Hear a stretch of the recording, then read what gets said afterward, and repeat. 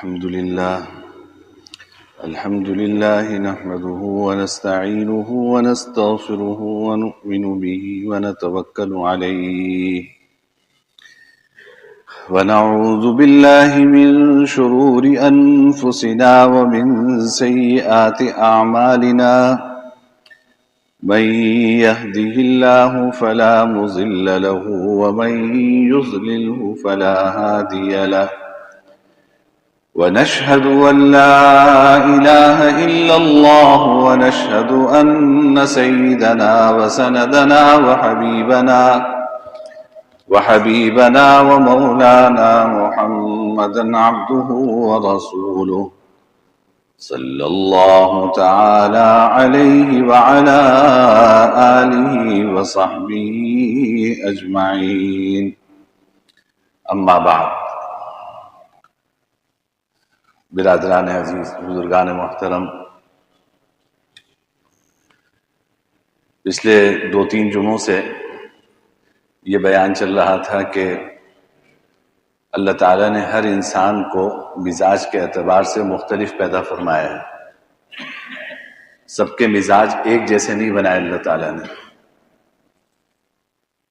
ایک باپ کے 4 بیٹے ہوتے ہیں تو سبھی کا مزاج ایک دوسرے سے مختلف ہوتا ہے. باپ بیٹوں کا مزاج مختلف ہوتا ہے، میاں بیوی کے مزاج میں اختلاف ہوتا ہے.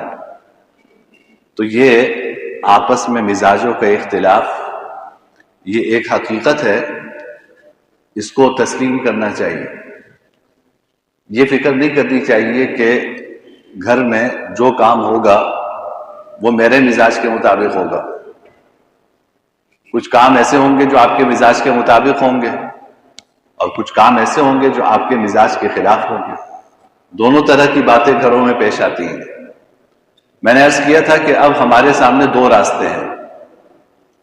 ایک راستہ یہ کہ جہاں مزاج کے خلاف کوئی بات پیش آئے وہاں پہ ہم رد عمل ظاہر کریں، لڑنا شروع کر دیں، جھگڑنا شروع کر دیں اور باز پرس شروع کر دیں کہ یہ کام ایسا کیوں ہوا اور ایسے کیوں نہیں ہوا. ایک صورت تو ہمارے سامنے یہ ہے. یہ راستہ جھگڑے اور فساد کی طرف لے کر جاتا ہے. آپس میں نزاع اور اختلاف کی طرف یہ راستہ لے کر جاتا ہے. اور میں نے پچھلے جمعے تفصیل سے عرض کیا تھا کہ آپس کا نزاع، آپس کا جھگڑا، آپس کی لڑائیاں شریعت کی نگاہ میں کتنی بری چیز ہے. اس پہ پچھلے جمعے میں نے تفصیل سے عرض کیا تھا. دوسرا راستہ ہمارے پاس یہ ہے کہ شریعت نے ایسے موقعوں پر جو تعلیمات ہمیں دی ہیں ہم ان تعلیمات پر عمل کریں تو ہمارا گھر جنت کا نمونہ بن سکتا ہے. وہ کیا تعلیمات ہیں؟ اگلے 2 جمعوں میں انشاءاللہ میں اس پر عرض کروں گا. پہلی بات، پہلی تعلیم ایسے موقع پر شریعت کی یہ ہے کہ صبر اور برداشت سے کام لو. صبر اور برداشت سے کام لو. پہلی تعلیم یہ ہے. یعنی اگر ہمارے مزاج کے خلاف کوئی بات پیش آتی ہے گھر میں، دفتر میں، دکان پہ، معاشرے میں، تو پہلی بات یہ ہے کہ انسان صبر سے کام لے، برداشت سے کام لے. تکلیف پہنچی ہے برداشت کر لو. تکلیف پہنچی ہے برداشت کر لو. عربی میں کہاوت ہے الصبر صبر، الصبر صبر. صبر کہتے ہیں علوے کو. تو صبر کرنا، برداشت کرنا یہ بڑا کڑوا ہوتا ہے، علوے کی طرح کڑوا ہے، بہت کڑوا ہے، لیکن اس کا انجام بڑا میٹھا ہے. اس کا انجام بڑا میٹھا ہے کہ انسان اس کو صبر سے کام لے لے، اس کے نتائج اور اس کا انجام یہ بڑا میٹھا ہے. قرآن کریم نے فرمایا کہ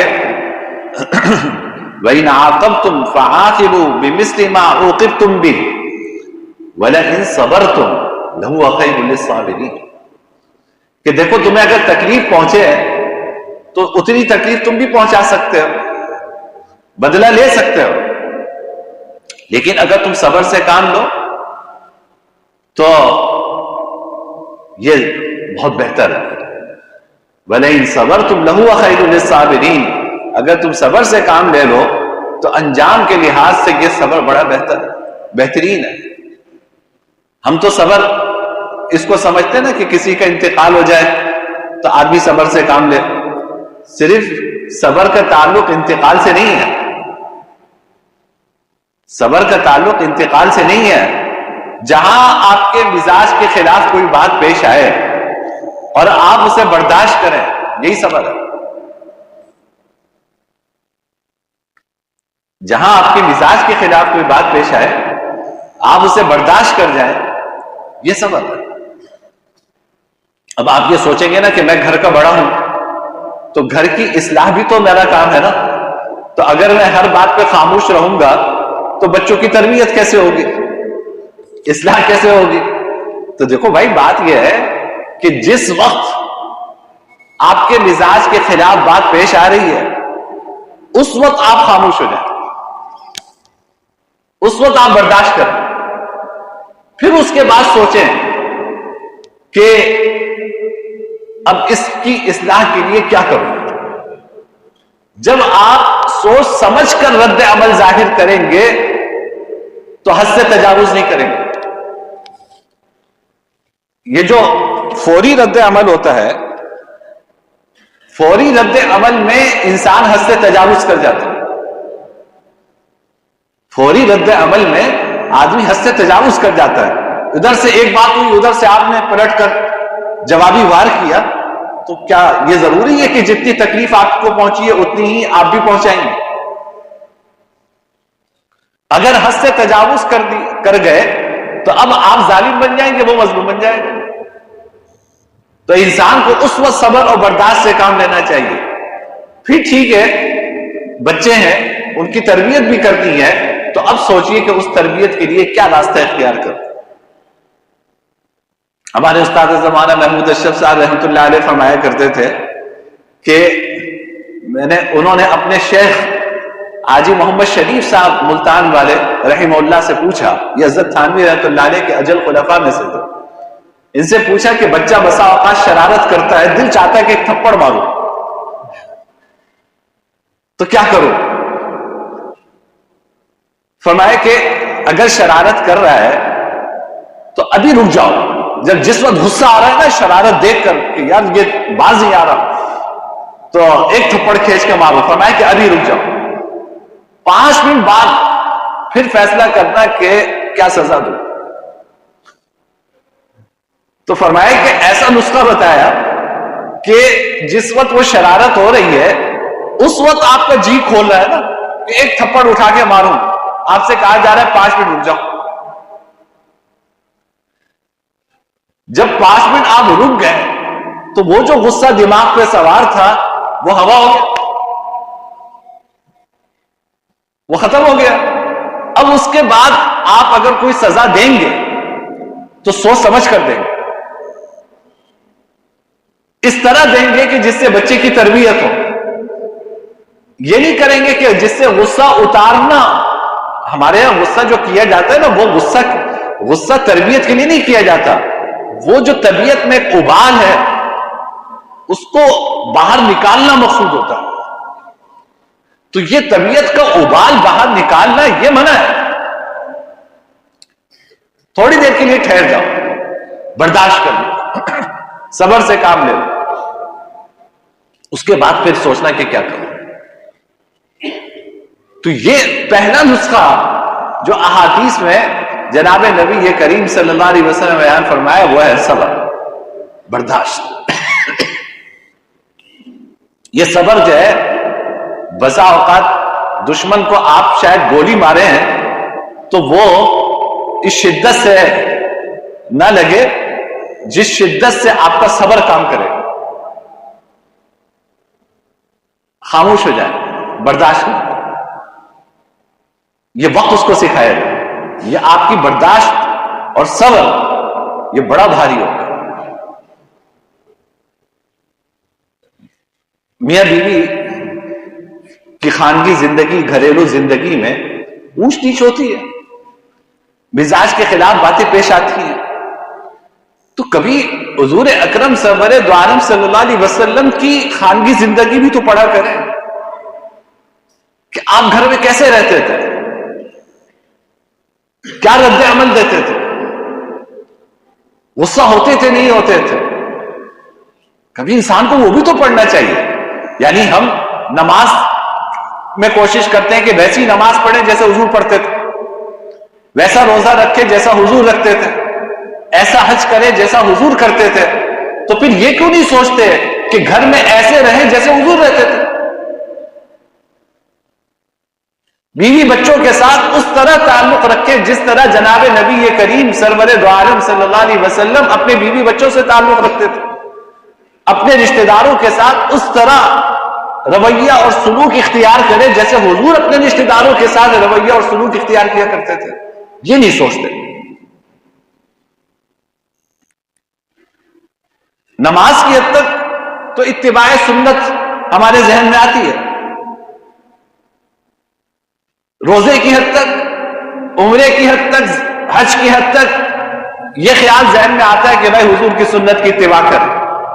تو میرے بھائی اگر ان چیزوں میں حضور کی سنت کی اتباع کرنی ہے تو معاملات میں بھی حضور کی سنت کی اتباع کرو، کاروبار میں بھی حضور کی سنت کی اتباع کرو، حضور نے کاروبار بھی کیا، ملازمت میں بھی حضور کی سنت کی اتباع کرو، اپنے خانگی معاملات میں، اپنی گھریلو زندگی میں بھی حضور کی سنت کی اتباع کریں، تب جا کے حقیقت یہ ہے کہ راہ راست پر ہم آئیں گے۔ سنن نسائی میں حضرت عائشہ صدیقہ رضی اللہ تعالی عنہ کی روایت ہے، بڑی دلچسپ روایت ہے کہ حضور حضرت عائشہ صدیقہ رضی اللہ تعالی عنہ کے گھر میں تھے، تو ہماری ایک ام المؤمنین ان کے یہاں سے ہدیہ آیا ایک پیالے میں، خادمہ کوئی حلوہ لے کر آئی، کوئی کھانے پینے کی چیز تھی، انہوں نے بنا کر حضور کے لیے بھیجی۔ باری ان کی نہیں تھی، باری حضرت عائشہ کی تھی، تو حضرت عائشہ کی باری میں حضور کے لیے پیالے میں کوئی کھانے کی چیز آئی۔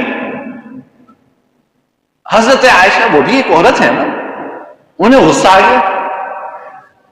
غصہ کس بات پہ آیا کہ بھائی میری باری میں یہ کیوں بھیج رہی ہے، میری باری میں کھانا یہ کیوں بھیج رہی ہے؟ حضرت عائشہ نے اس ملازمہ کے ہاتھ پر غصے میں ہاتھ مارا، پیالہ ٹوٹ کے نیچے گر گیا، پیالہ نیچے گرا، ٹوٹ گیا، کھانے کی جو چیز تھی وہ بکھر گئی، حضور کھڑے ہیں۔ اب آپ سوچئے میں اور آپ ہوتے تو ہمارا کیا رد عمل ہوتا؟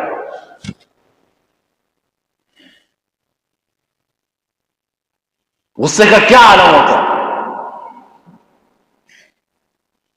بیوی بچتی، لیکن حضرت عائشہ فرماتی ہیں حضور نیچے بیٹھے پیالے کے ٹکڑے جمع کرنے لگے، کھانے کی چیز اٹھانے لگے، بس اتنا جملہ منہ سے فرمایا، غارت امکم، غارت امکم، تمہاری اماں کو غیرت آ گئی۔ خادمہ سے کہنے لگے، خادمہ سے کہنے، حضرت عائشہ تو ام المومنین ہے نا، ہم سب کی ماں ہے، تو خادمہ سے کہنے لگے غارت امکم، تمہاری اماں کو غیرت آ گئی کہ ان کی باری میں کسی اور نے کھانا کیسے بھیج دیا۔ لیکن بس اس کے علاوہ کوئی رد عمل جناب نبی کریم صلی اللہ علیہ وسلم ظاہر نہیں کیا، خاموش ہو۔ یہ خاموشی ہی نہ جانے کتنا بڑا درس تھا، شاید کہہ کے سنا کر اگر کوئی سزا دیتے اس سے بڑی سزا یہ خاموشی ہے۔ خاموش ہو گئے۔ بس حضرت عائشہ کہتی ہیں اتنا کیا کہ وہ ٹوٹا ہوا پیالہ میرے گھر رکھا اور میرے گھر والا پیالہ ان کیا بھجوایا کہ تم نے ان کا پیالہ توڑا ہے، تو اب چلو تمہارے گھر کا پیالہ جو ہے وہ وہاں بھیج دیں گے اور یہ ٹوٹا ہوا پیالہ اب تم رکھو. بس اس حد تک کیا، خاموش ہو گئے. تو میرے بھائی یہ روایات احادیث کی کتابوں میں جو مذکور ہیں وہ اس لیے ہے کہ ہم ان سے سبق سیکھیں. کتنا بڑا سبق ہے کہ بھائی اگر کبھی غصہ آ جاتا ہے کسی بات پر گھر والوں کو، تو یہ مطلب تھوڑی ہے کہ آپ بھی غصہ کرنا شروع کر دیں. آپ خاموش ہو جائیں. آپ بھی غصہ کریں گے، وہاں سے بھی غصہ ہوگا، تب جا کے مسائل پیدا ہوں گے اور شیطان اپنا کام دکھائے گا. کبھی آپ کو غصہ آ گیا تو گھر والے خاموش ہو جائیں، کبھی گھر والوں کو غصہ آ گیا آپ خاموش ہو جائیں. برداشت سے کام لے لیں، صبر سے کام لے لیں، کوئی بات نہیں، 2 منٹ کی بات ہے، 5 منٹ کی بات ہے، وہ غصہ ختم ہو جائے گا. پھر محبت سے بتائیں کہ بھائی تم نے کیا غلطی کی، یا خود سوچے کہ میں نے کیا غلطی کی تھی. تو سب سے پہلا کام انسان کو اپنا گھر بچانے کے لیے، اپنا خاندان بچانے کے لیے سب سے پہلا کام صبر سے کام لینا. آپ کو کسی نے آ کے بتایا کہ میں فلاں تقریب میں گیا تھا، فلاں رشتہ دار جو ہے وہ تمہارے بارے میں پتہ نہیں کیا کچھ کہہ رہا تھا، انہوں نے یہ کہا اور یہ کہا وہ کہا. اب آپ نے پوچھا اچھا وہاں کون کون تھا؟ جی وہاں فلاں بھائی بھی تھا اور فلاں ماموں تھے، خالو تھے، یہ تھے وہ تھے، ان کے سامنے جو ہے وہ تمہارے بارے میں یہ کہہ رہے. اب آپ اٹھے، آپ نے خالو کو فون کیا، ماموں کو فون کیا، جی وہ کیا کہہ رہا تھا اور کیا تھا. پھر اس کے بعد جو ہے اچھا میں اس کو سناتا ہوں. ان سارے چکروں میں آپ پڑ گئے. دوسرا راستہ کیا ہے کہ بھائی ٹھیک ہے کہہ رہا تھا نا، تو مجھے کیا نقصان ہوا، میرے تو درجات بلند ہوئے. کوئی میری غیبت کرتا ہے، میرے پیٹھ پیچھے میری برائی کرتا ہے، تو مجھے کیا نقصان ہوگا. تو پیٹھ پیچھے برائی کرنے سے وہ اپنا نقصان کر رہا ہے، اپنی عاقبت خراب کر رہا ہے، مجھے تو کوئی تکلیف نہیں پہنچی. بس کوئی بات نہیں، اس کا معاملہ اللہ کے سپرد کر دیں کہ بھائی وہ جانے، اللہ جانے. مجھے کوئی ضرورت نہیں ہے کہ میں جا کے تفتیش کروں، تحقیق کروں کہ کون کیا کہہ رہا تھا اور کیوں کہہ رہا تھا، اور پھر میں جا کے سناؤں. ان ساری چیزوں میں کیا رکھا ہے سوائے وقت کے ضیاع کے اور تعلقات کی خرابی کے، اور کچھ نہیں. تو دیکھو پہلی بات یہ ہے کہ یہ جو آپس میں اختلافات ہوتے ہیں، میاں بیوی کے اختلافات ہوں، بھائیوں کے اختلافات ہوں، باپ بیٹوں کا اختلاف ہو، سب سے پہلا کام یہ ہے کہ صبر سے کام لیں.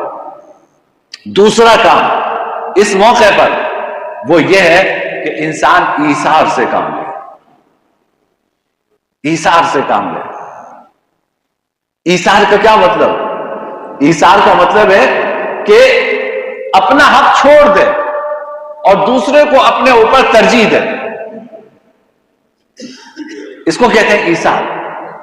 اپنا حق چھوڑ دے، کوئی بات نہیں، سارا دنیا میں سمیٹ لوں گا، کوئی بات نہیں، اگر وہ نہیں دے رہا تو نہ دے، کوئی بات نہیں. آپ اپنا حق چھوڑیں گے، دوسرے کو ترجیح دیں گے، اللہ کو آپ کی یہ ادا اتنی پسند آئے گی کہ نہ جانے آپ کو اس کے بدلے کتنا کچھ عطا فرمائے گا، کتنا عطا فرمائے گا. ہر بات پہ جھگڑنا، دیکھو یہی تو مصیبت ہے ہماری قوم کی کہ آج ہر آدمی اپنا حق مانگ رہا ہے، حق دینے کو تیار نہیں. ہاں اگر ہم حق دینے والے بنتے تو کوئی مانگنے والا ہوتا. آپ بھی اپنا حق مانگ رہے ہیں، میں بھی اپنا حق مانگ رہا ہوں، نہ میں آپ کا حق دے رہا ہوں نہ آپ میرا حق دے رہے ہیں، تو وہیں کے وہیں کھڑے، آگے تو نہیں بڑھ رہے. جناب نبی کریم صلی اللہ علیہ وسلم نے ہماری تربیت اس طرح فرمائی کہ تم حق دو. حضرت ابو ذر غفاری رضی اللہ تعالیٰ عنہ کی روایت ہے مشکاہ شریف میں، حضور نے حضرت ابو ذر سے پوچھا، بڑے دلچسپ صحابی تھے، کبھی موقع آئے گا تو میں ان کے حالات آپ کے سامنے عرض کروں گا، ابھی موضوع نہیں ہے. کمال کے صحابی تھے، اللہ نے کمال کے اوصاف عطا فرمائے تھے. آپ نے فرمایا کہ یہ میری امت کا عیسیٰ ابن مریم ہے. حضرت ابو ذر غفاری کو اس امت کا عیسیٰ بن مریم کہا زہد میں، کہ جس طرح حضرت عیسیٰ زاہدانہ زندگی گزارتے تھے، ابو ذر غفاری میری امت کے عیسیٰ بن مریم. آپ نے فرمایا کہ اس روئے زمین پر ابو ذر سے زیادہ صاف گو کوئی نہیں.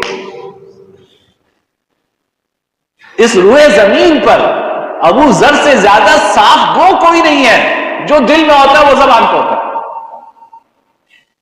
آپ نے اتنی تعریف فرمائی ان کی. آپ نے ان سے پوچھا کہ ابو ذر، ایک وقت آئے گا کہ حکمران تمہارا حق ادا نہیں کریں گے، حکمران تمہارا حق ادا نہیں کریں گے، تو کیا کرو گے تم؟ صاف گو تھے نا. کہا کہ یا رسول اللہ تلوار نکالوں گا. فرمایا کہ یا رسول اللہ تلوار نکالوں گا اور تلوار نکال کر اپنا حق وصول کروں گا. جناب نبی یہ کریم صلی اللہ علیہ وسلم نے فرمایا کہ ابو ذر، کیا میں تمہیں ایسے اچھی بات نہ بتاؤں؟ فرمایا یا رسول اللہ بتائیے. آپ نے فرمایا کہ جب ایسا وقت آئے کہ حکمران تمہارا حق ادا نہ کریں اور اپنا حق پورا پورا وصول کریں، تو تم ان کا حق ادا کرنا، اپنا حق اللہ سے مانگو. فرمایا کہ ابو ذر تم ان کا حق ادا کرنا، اپنا حق اللہ سے مانگنا. فرمایا کہ اس وقت تمہارے کرنے کا کام یہ ہے. تو یہ ہماری تعلیم یہ ہوئی ہے کہ ہم دوسروں کا حق ادا کریں، دوسروں کو ترجیح دیں. قرآن کریم نے حضرات انصار کا کیا وصف بیان فرمایا سورہ حشر میں کہ وَيُؤْثِرُونَ عَلَىٰ أَنفُسِهِمْ وَلَوْ كَانَ بِهِمْ خَصَاصَةٌ، کہ یہ باوجود اس کے کہ یہ تندرست ہیں لیکن یہ دوسروں کو اپنے اوپر ترجیح دیتے ہیں. اور یہ آیت کا پس منظر کیا ہے؟ اس آیت کا پس منظر یہ ہے کہ جناب نبی کریم صلی اللہ علیہ وسلم کے پاس جب وفود آتے تھے، مہمان آتے تھے، اسلام قبول کرنے کے لیے لوگ آتے تھے، تو آپ کے پاس گنجائش ہوتی تو آپ ان کی مہمان نوازی کرتے. آپ کے پاس گنجائش نہ ہوتی تو آپ حضرات صحابہ کرام سے کہتے کہ بھائی کون اس کی مہمان نوازی کرے گا، کون فلاں مہمان کو اپنے گھر لے جائے گا. تو حضرات صحابہ کرام میں جن کے پاس وسعت ہوتی تھی تو وہ اپنے گھر لے جایا کرتے تھے. ایک مرتبہ ایک مہمان آئے تو جناب نبی کریم صلی اللہ علیہ وسلم نے امہات المومنین کے ہر گھر میں آدمی بھیجا کہ کچھ کھانے کو ہے. تو فرمایا کہ کھانے کو ایک لقمہ بھی نہیں. تو آپ مہمان نوازی نہیں کر سکے. تو آپ نے حضرات صحابہ کرام سے پوچھا کہ بھائی مہمان آئے ہیں، کوئی ان کی مہمان نوازی کر سکتا ہے؟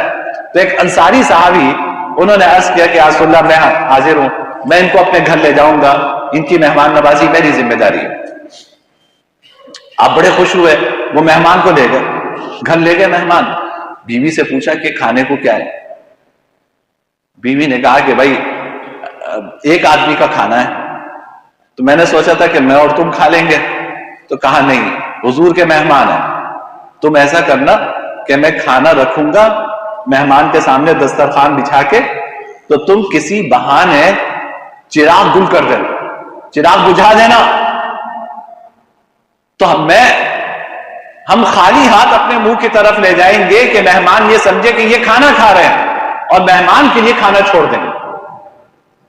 چنانچہ بیوی نے ایسے ہی کیا. اللہ کو یہ ادا اتنی پسند آئی، قرآن کریم کی آیت نازل ہو گئی کہ یہ کیسی ہستیاں ہیں، یہ کیسی مخلوق ہے اس زمین پر کہ یؤثرون علی انفسہم ولو کان بہم خصاصہ، کہ خود تندرست ہیں، خود بھوکے ہیں لیکن دوسروں کو اپنے اوپر ترجیح دیتے ہیں. جب صبح یہ صحابی حضور کی خدمت میں حاضر ہوئے، وہی آ گئی تھی. تو آپ نے کہا کہ رات کو تم نے کیا کیا، سب مجھے پتہ چل گیا. تمہارے بارے میں قرآن کریم میں یہ تعریف نازل ہوئی. کیسے خوش قسمت لوگ ہیں کہ جن کی تعریف اللہ قرآن کریم میں فرما رہا ہے. تو میرے بھائی کیا یہ سب کچھ انہی کے لیے تھا, ہمارے لیے نہیں ہے؟ ہمیں بھی تو یہی سبق سکھایا جا رہا ہے کہ تھوڑا سا ایثار سے کام لو, قربانی سے کام لو. اگر کوئی اپنا حق تم سے مانگ رہا ہے, تمہارا حق چھین رہا ہے, تو صبر سے کام لے لو, لڑو نہیں, جھگڑو مت. اچھا بھائی لے جا, تو یہ بھی لے لے, مجھے اللہ اور دے. آپ وہ یہ سمجھتا ہے کہ آپ کا حق کھا کے کیا اس کی 7 نسلیں عیش کریں گی؟ یہ وقت بتائے گا کہ اس کی 7 نسلیں عیش کرتی ہیں یا آپ کے صبر کی وجہ سے آپ کی نسلیں عیش کرتی ہیں. یہ وقت بتائے گا. بہرحال آج کی گفتگو کا خلاصہ 2 باتیں ہیں کہ بھائی خاندانی مسائل ہوں, گھریلو جھگڑے ہوں, بھائی بہن کے جھگڑے ہوں, بھائیوں کے آپس کے جھگڑے ہوں, میاں بیوی کا جھگڑا ہو, اولاد کا ماں باپ کا جھگڑا ہو, پہلا کام ہمیں صبر سے کام لینا. پہلا کام یہ کرنا ہے کہ برداشت کرنا, صبر سے کام لینا ہے, رد عمل فوری ظاہر نہیں کرنا. اور دوسرا کام یہ کہ ایثار سے کام لینا. دوسرا کام یہ کہ ایثار سے کام لینا ہے. جب ہر آدمی ایثار سے کام لے گا, اپنے پر دوسرے کو ترجیح دے گا, تو آپ سوچیے کہ جھگڑے کہاں ہوں گے. مزید کیا تدبیریں حضور نے احادیث سے بیان فرمائی ہیں وہ اگلے جمعے انشاءاللہ عرض کروں گا. وآخر دعوانا الحمدللہ رب العالمین.